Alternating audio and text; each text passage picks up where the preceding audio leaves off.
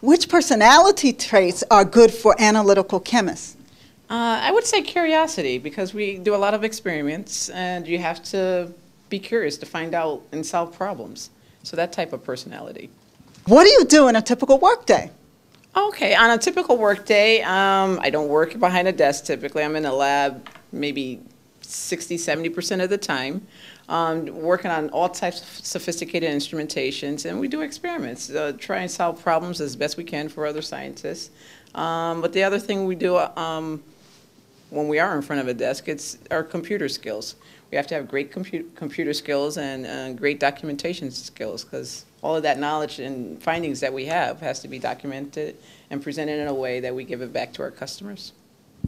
Which subjects did you enjoy the most in school? Obviously chemistry. It was my favorite subject, and what inspired me the most was my teacher. My chemistry teacher actually inspired me to go into chemistry. But all of the sciences and of course math also interested me, and just finding out how things work. Which academic subjects do you use the most in your work now? No surprise, chemistry, being an analytical chemist. But we also use a lot of math. Our computer skills have to be top-notch, and writing. We have to be, like I said, we have to be able to present our findings in a technical writing environment, so writing skills.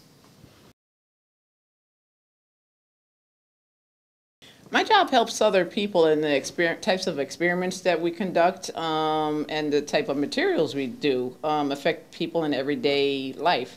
I work a lot with polymers, and another word for polymers is plastics. So everybody encounters plastics, and our testing, whether it be a physical property or a chemical property, helps to make all of these things better. Just think about your soda bottle or your soda can, because we work with metals as well, or your cell phone, or just about anything. What are the perks or unusual benefits of your job? I would say the unusual perks would be traveling.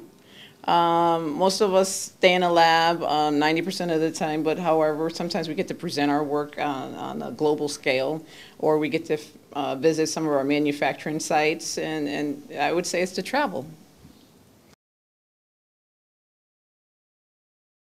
My advice for anyone seeking a profession of being an analytical chemist or a scientist of any kind is that you have to have a curiosity type nature, and the need to want to find out how things work and carry out experiments. And you have to have a general love for science. What are some useful websites related to your work? I would have to go with the American Chemical Society, the ACS. It's an organization that's good for students as well as people in the profession.